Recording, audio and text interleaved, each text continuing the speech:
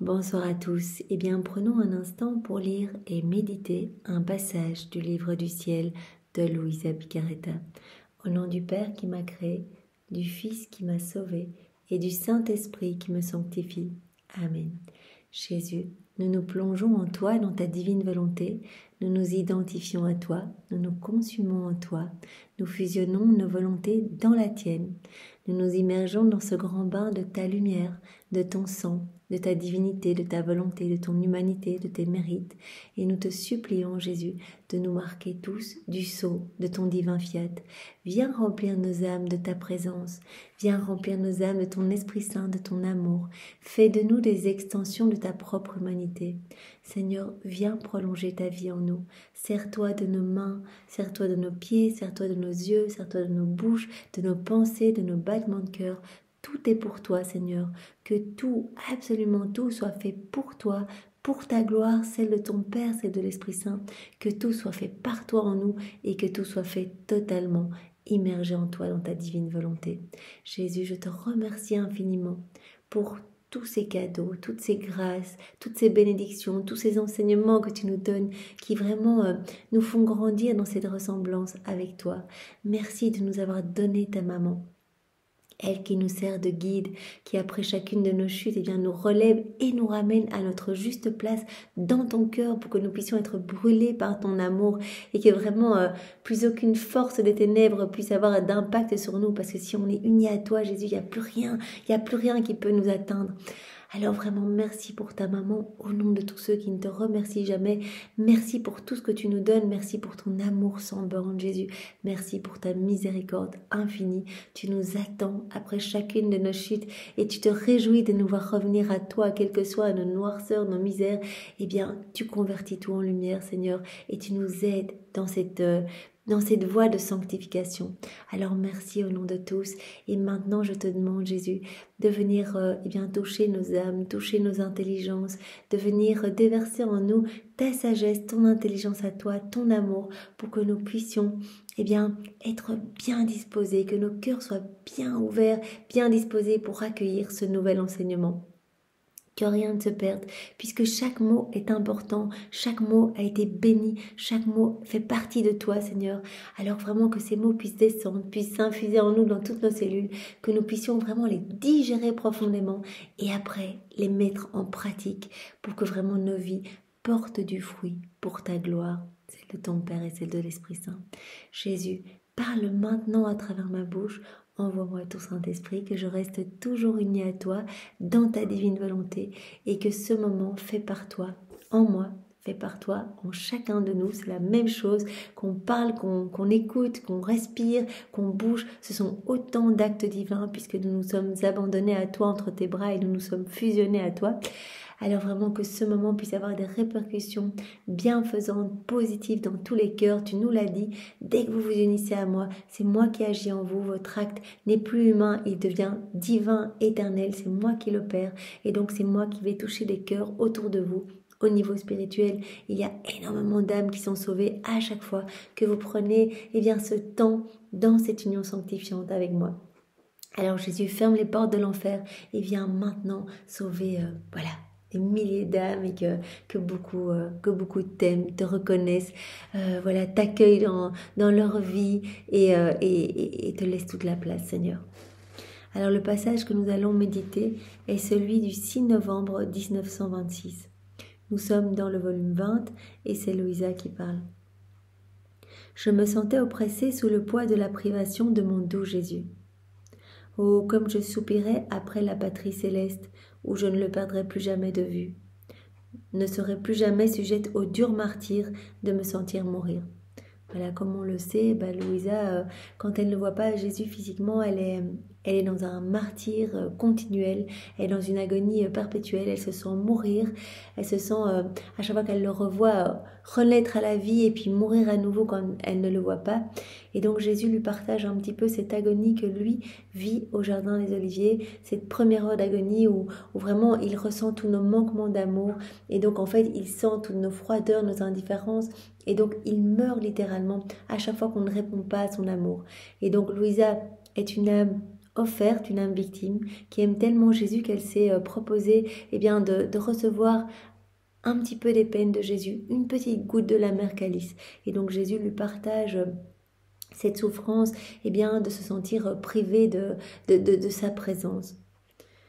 Et vraiment cela permet d'apaiser la justice divine. Et elle se dit, voilà, si je pouvais mourir, je serais plus sujette à ce dur martyre, je serais avec mon Jésus et je serais plus dans cette agonie continuelle. J'étais fatiguée et épuisée d'attendre, lorsque ma douce vie, mon cher Dieu, mon doux Jésus bougea en moi, mais tout affligé, comme s'il envoyait des châtiments sur la terre, et que pour ne pas me faire plus de peine, il ne voulait pas que je le sache. Alors Jésus a parfois dit à Louisa qu'il ne venait pas parce que c'était important que la justice puisse s'exercer. Et qu'en voyant Louisa qui le supplie avec ses propres supplications à lui, qui le prie avec ses propres prières, parce que tout ce qu'on fait dans la divine volonté, c'est Jésus qui le fait en nous. Donc Jésus, entendant ses propres prières, n'arrive plus à châtier les hommes, n'arrive plus à exercer sa justice. Et il lui a dit, parfois, je dois m'absenter, parce que si je te vois, je ne peux pas déverser ce trop-plein d'amour sur les hommes, pour qu'ils reviennent à moi. À chaque fois, c'est vraiment une manifestation d'amour supplémentaire, même sous forme de la justice. C'est cet amour qui doit se déverser sur les hommes pour les faire revenir, pour sauver nos âmes. Et donc, Jésus dit à Louisa, voilà, parfois je ne viens pas te voir pour que je puisse exercer ma justice. Il ne voulait pas que je le sache, mais en le voyant, j'ai compris les châtiments qu'il envoyait. Et en soupirant, il me dit, ma fille, courage, laisse-moi te manifester ce qui est nécessaire concernant le royaume de ma volonté, afin que rien ne manque pour le former dans la famille humaine. Jésus dit, revenons un petit peu à ces enseignements que je te donne. Chaque connaissance est tellement importante. Je te donne toutes ces connaissances pour que des âmes puissent être transformées. Chaque fois qu'une connaissance est donnée, c'est une vie divine qui vient croître dans ton âme et qui croîtra dans les âmes qui découvriront ces connaissances et qui les digéreront, qui vraiment les accepteront et les feront leur. Que rien ne manque pour former ce royaume. Vraiment, Jésus est en train de former le royaume de la divine volonté avec Louisa, en union avec Louisa. Alors, lorsque tout sera terminé, je t'amènerai rapidement dans notre patrie. Donc Jésus dit, d'abord je dois t'enseigner, d'abord je dois te donner toutes ces connaissances vraiment qui sont des touches de lumière et qui vont me ramener tous mes enfants à moi, qui vont ramener tous mes enfants à cette place à laquelle je les attends, cette place d'enfant de lumière, de propriétaire, de chef-d'œuvre de la création, de dépositaire de tout mon royaume. Alors ne loupe aucune de mes connaissances et reconcentre-toi, sois concentré, je vais te donner maintenant d'autres connaissances au sujet de ma divine volonté. Lorsque tout sera terminé, je t'amènerai rapidement dans notre patrie.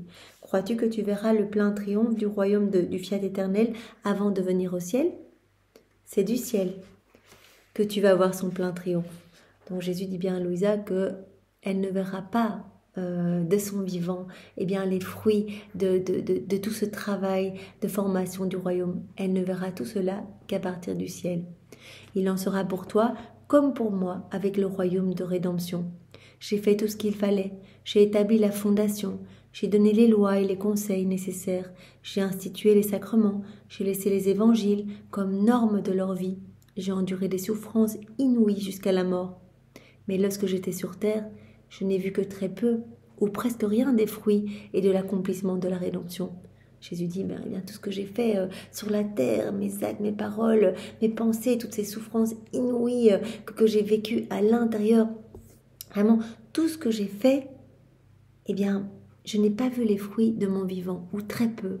Et tout ce que ma maman a fait en union avec moi, nous n'avons pas vu les fruits de notre vivant. Ce n'est qu'après que les fruits ont pu être distribués et que les hommes ont pu recevoir le grand bien de tout ce que j'ai fait.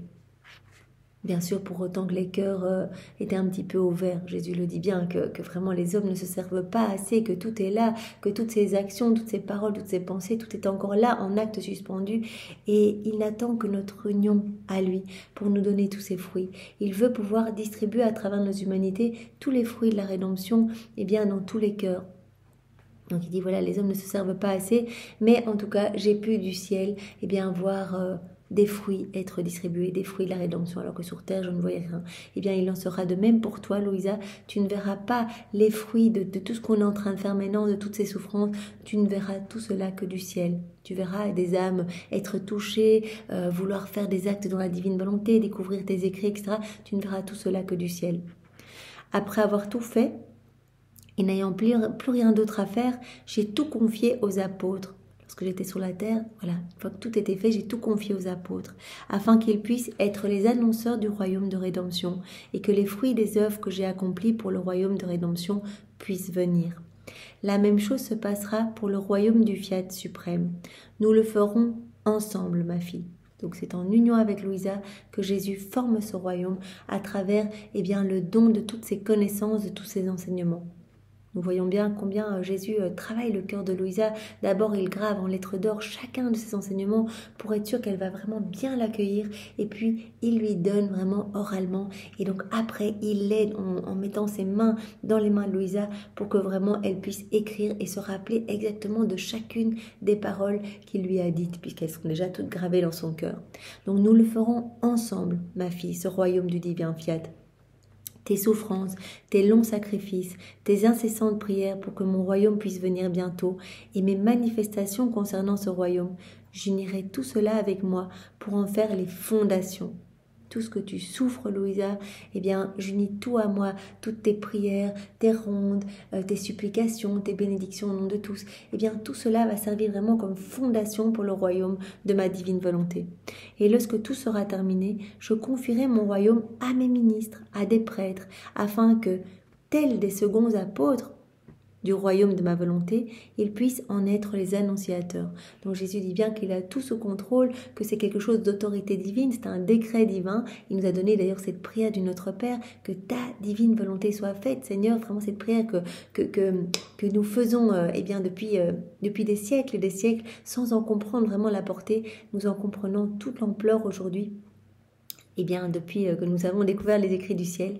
Et Jésus nous dit bien que tout est entre ses mains, que vraiment... Là, il forme le royaume avec Louisa et quand il le jugera bon, il nommera de nouveaux apôtres, voilà, comme ces apôtres à eux qui ont permis de faire fructifier tout ce que Jésus a fait et qu'il y ait des fruits pour toute la rédemption. Là, il va nommer de nouveaux apôtres qui vont faire connaître la divine volonté. Donc des prêtres, comme il dit, je nommerai des nouveaux ministres pour qu'ils puissent être les annonciateurs de mon royaume. Crois-tu que la venue du père Maria di Francia, donc c'était le père confesseur de Louisa, qui d'ailleurs est devenu saint, qui témoigne tant d'intérêt et qui a pris à cœur la publication de ce qui concerne ma volonté, soit arrivée par hasard? Donc Jésus dit bien que c'est lui qui a inspiré ce prêtre, qui lui a vraiment donné les grâces, les bénédictions, la lumière, pour qu'il puisse être tellement attiré par ses écrits et vraiment qu'il puisse vouloir les diffuser, en parler, etc. Ce n'était pas un hasard, je l'ai moi-même organisé. J'ai tout organisé pour que ce prêtre puisse être vraiment tellement touché par tous ces écrits que je te donne et puisse commencer à en parler. Donc c'est le premier apôtre que je nomme. C'est un acte providentiel de la suprême volonté qui le veut comme premier apôtre et programmateur du divin Fiat. Et comme il se trouve être le fondateur d'un ordre, il est plus facile pour lui de contacter les évêques, les prêtres et les gens, et également dans son propre institut, afin de proclamer le royaume de ma volonté. Voilà. Donc ce prêtre a été le premier apôtre pour annoncer ce royaume, parce que Jésus voyait bien que il faisait partie d'un ordre, que ça allait être facile pour lui d'en parler, d'aller contacter des évêques, etc. Et donc que cela allait se lancer petit à petit. C'est pourquoi je l'aide tellement et que je lui donne une lumière spéciale, parce que pour comprendre ma volonté, il faut de grandes grâces. Pas de petite lumière, mais un soleil pour comprendre une volonté divine, sainte et éternelle. Donc Jésus dit bien à Louisa que vraiment il recouvre, il remplit de grâce ce Père pour qu'il puisse vraiment recevoir, comprendre toutes ces vérités. Il dit il ne faut pas des petites lumières, il faut vraiment des soleils pour pouvoir accueillir, avoir l'âme disposée, l'intelligence disposée pour comprendre toutes ces vérités tellement importantes. Voilà, pour comprendre une vérité une volonté divine sainte et éternelle. De même qu'il faut une grande disposition de la part de celui à qui est confiée cette charge. C'est moi également qui ai organisé la venue quotidienne du prêtre afin de pouvoir trouver rapidement les premiers apôtres du fiat de mon royaume. Eh bien, toutes les petites visites que Louisa a pu avoir, donc elle a eu de nombreux confesseurs, eh bien, tout ça était organisé par Jésus et vraiment à chaque fois avec des grâces qui entouraient ces prêtres pour qu'ils puissent être ses premiers apôtres du royaume et qu'ils puissent proclamer ce qui concerne la divine volonté, comme dit Jésus, qu'il puisse proclamer ma volonté éternelle. Par conséquent, laisse-moi terminer, afin que lorsque j'aurai fini, je puisse tout confier aux nouveaux apôtres de ma volonté. Eh bien, je pense aux pères d'Uten qui sont merveilleux dans cette annonce du royaume du divin fiat. Eh bien, ils sont bien évidemment eux aussi ces apôtres, ces ministres choisis par Jésus pour propager toutes ces connaissances et c'est vraiment magnifique. Donc, lorsque j'aurai fini, laisse-moi terminer afin que lorsque j'aurai fini, je puisse tout confier aux nouveaux apôtres de ma volonté. Donc d'abord, je te donne ces connaissances, Louisa, nous allons former ce royaume à deux, exactement comme Jésus a formé le royaume de la rédemption avec sa maman en secret. Eh bien, après, il a nommé des apôtres pour le royaume de la rédemption. Ça va être le cas ici, c'est le cas ici. Donc, il choisit des apôtres pour faire connaître ce royaume du divin fiat. Et donc, il dit, après tout cela, tu pourras venir au ciel et voir de là-haut les fruits du royaume. Une fois que les premiers apôtres seront choisis, que vraiment les écrits vont commencer à se diffuser, après cela, tu vas pouvoir venir au ciel et voir de là-haut les fruits du royaume tant attendu du fiat éternel. Je continuais alors de faire mes actes habituels dans le suprême vouloir et je me disais, mon pauvre esprit parcourt la mer, le soleil, les cieux, afin de suivre partout les actes que son adorable volonté a accomplis dans la création. Comme toujours, Louisa, comme Jésus lui a appris, eh bien, elle fait ses rondes dans l'œuvre de la rédemption, de la sanctification et de la création. Ici, elle est en train de parcourir les cieux, les étoiles, de tenir compagnie à la divine volonté partout, de placer ses actes d'amour, d'adoration, de louange pour rendre une réciprocité d'amour à l'amour de Dieu. Et elle se dit, mon esprit est en train de parcourir la mer, le soleil, les éléments créés, les cieux, afin de suivre partout les actes de la divine volonté, ce qu'elle accomplit dans la création. Nous savons que elle donne vie à toute la création. Nous avons bien vu hier que toute la création est comme un voile qui cache la divine volonté. Elle se trouve partout et elle conserve les qualités divines dans les éléments créés. Et donc, Louisa est en train de parcourir tout cela. Mais après avoir terminé, je me retrouve en bas. Après avoir fini cette ronde, je me retrouve en bas, dans mon dur exil. Oh, comme je voudrais au moins pouvoir rester dans l'azur et remplir l'office d'une étoile pour mon Créateur. Mais alors, je disparaîtrai au milieu des étoiles, parce que je ne suis ni aussi belle ni aussi brillante que les étoiles, et elles me rejetteraient toutes et me précipiteraient en bas, dans mon long exil. J'aimerais tellement rester, tenir compagnie continuellement à la divine volonté, par exemple dans une étoile, mais à un moment, je serais rejetée, parce que je ne suis pas aussi belle qu'une étoile, se dit Louisa. Je serais rejetée et ramenée directement dans mon long exil, dans mon dur exil ici-bas. Je pensais à cela lorsque mon doux Jésus bougea en moi et me dit « Ma fille, celle qui vit dans ma volonté est dans l'unité de son Créateur, qui garde en lui-même, dans son unité, la création tout entière. » L'âme qui est fusionnée dans la divine volonté, elle se trouve dans l'acte unique et éternel d'amour. Donc, par définition, elle va contenir toute la création en elle. La divine volonté contient toute l'œuvre de la création, tous les éléments créés, toute l'œuvre de la rédemption, de la sanctification, contient tout. Et donc, l'âme qui va se plonger dans la divine volonté, qui va unir sa volonté à celle de Dieu, va contenir tout en elle, chaque élément créé. Elle reprendra en elle le reflet de la mer, du soleil, des étoiles, tout sera en elle. Et tout comme il garde de la création, il garde aussi dans son unité l'âme qui vit dans le fiat éternel. Et cette unité apporte à l'âme les reflets de son Créateur. Elle va avoir en elle même son Créateur. Donc, elle aura la Trinité en elle, nous le savons, quand nous nous plongeons dans la divine volonté. Jésus vient vivre dans notre cœur, mais il ne vient pas tout seul, il ne vient jamais seul, il vient avec le Père, l'Esprit Saint. Et donc, vraiment, l'âme comprendra en elle tout ce que Jésus a fait, ses actes, ses attributs divins, ses mérites, toute la création. Et donc elle aura aussi bien sûr son créateur, son royaume, le royaume de Dieu. Elle aura eh bien, le trône, parce que Jésus vient s'installer avec son trône, etc. Cette unité apporte à l'âme les reflets de son créateur, de même que son unité avec toute la création, de sorte que l'image vivante de celui qui l'a créé peut se voir dans l'âme. Et en manifestant son unité à toute chose, il conserve cette âme dans les reflets de toutes les choses qu'il a créées. Et ces reflets forment la mer, le soleil, les cieux, les étoiles et toutes les variétés enchanteresses de la nature au tréfonds de l'âme. L'âme qui vit dans la divine volonté, eh bien, reprend les reflets de tout, en fait, de toutes les œuvres de Dieu.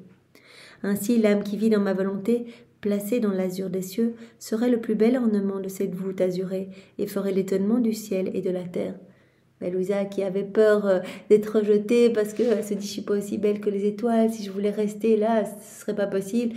Alors Jésus lui dit « mais tu serais le plus bel ornement puisque toi, tu as dans ton âme absolument tout. Donc tu as le reflet de la mer, le reflet des fleurs, des insectes, de toutes ces belles plantes, de tous ces fruits, etc. Tout est en toi. Donc tu serais le plus bel ornement du ciel. » Cette âme aurait en elle son créateur, un ciel, un soleil, une mer, comme en son bien propre, et il ne lui manquerait pas même la terre, tout en fleurs, le doux chant des oiseaux, porteurs de la joie et de la musique harmonieuse de leur créateur, parce que chaque chose créée contient une note divine. C'est pourquoi, au lieu de te précipiter en bas, eh bien, les éléments créés chercheraient à te garder parmi eux. Toutes les choses chercheraient à te garder parmi elles, parce qu'au nombre de tous les prodiges que contient ma volonté, se trouve le pouvoir de représenter toutes nos œuvres dans l'âme et de centraliser en elle tous ses actes. Donc tous les actes de la divine volonté sont tous des actes distincts, mais qui sont repris ensemble dans un acte unique et éternel. Eh bien, tout est repris dans l'âme qui s'abandonne entre les bras de Jésus, qui vit dans la divine volonté. Y compris donc son créateur. Donc tous ses actes divins, ses œuvres, son créateur, elle comprend tout dans son âme. Ma volonté n'est satisfaite que si elle voit sa beauté dans l'âme et qu'elle y trouve son écho, sa joie et son être tout entier. Voilà, donc comme Jésus nous le dit beaucoup, eh bien quand nous nous abandonnons, quand nous vivons dans la divine volonté, quand nous essayons de vivre et de faire des actes en union avec Jésus, en unissant notre volonté à la sienne, eh bien nous grandissons dans cette ressemblance avec lui et nous devenons comme des images de la Trinité, comme des échos de la Trinité. Et vraiment, la Trinité peut se réjouir eh bien de voir se recréer en notre âme eh bien les plus beaux joyaux du ciel, vraiment toutes les œuvres divines, tous les actes divins, etc. Ma volonté n'est satisfaite que si elle voit sa beauté dans l'âme et qu'elle y trouve son écho, sa joie et son être tout entier. Donc voilà, c'est magnifique et cela doit vraiment nous donner l'eau à la bouche pour eh bien, faire beaucoup d'actes en union avec Jésus. N'oublions pas le matin nos actes préalables. Jésus, je t'offre ma journée, ma vie, ma volonté. Viens tout faire en moi. Je te donne les commandes de mon existence. Et puis tout au long de la journée, rappelons Jésus qui aime tant s'unir à nous. Rappelons-le dans nos petites actions du quotidien. Eh bien Jésus, voilà, je pars au travail. Eh bien viens avec moi Jésus. C'est toi qui vas venir parler à travers ma bouche. C'est toi qui vas venir marcher. C'est toi qui vas venir regarder. C'est toi qui vas venir comprendre. C'est toi qui vas venir intervenir dans cette réunion. Jésus, c'est toi qui vas prendre toute la place. Et puis voilà, on peut faire tous nos actes. Voilà, viens te promener en moi, Jésus. Viens, je bois dans ta divine volonté, je mange dans ta divine volonté, etc. Donc nous nous unissons à Jésus et directement, eh bien, il nous donne tous les fruits attachés à ses actes suspendus, à ses actions. Il vient remplir nos cœurs, mais à ras-bord de merveilles. Il nous transforme et vraiment, il nous donne la sainteté des bienheureux. Vraiment, il nous fait grandir vraiment dans cette joie de lui ressembler un peu plus. Alors Jésus, façonne-nous. Nous voulons être comme des cires molles entre tes mains. Nous voulons être comme des argiles molles. Et nous voulons que tu fasses de nos cœurs des palais célestes. Des palais dans lesquels tu vas pouvoir te reposer, dans lesquels tu vas pouvoir trouver du réconfort, dans lesquels tu vas pouvoir déposer toutes tes peines et tes amertumes. Nous voulons être pour toi ces petites sources de joie et de réjouissance. Alors, s'il te plaît, Jésus, ne permets pas que nous nous éloignions de toi, garde-nous enchaînés à toi et vraiment enfermés dans ton divin cœur. Merci Jésus, au nom de tous, avec tes propres remerciements. Au nom du Père et du Fils et du Saint-Esprit. Amen. Soyez tous bénis. Belle soirée à tous. Au revoir.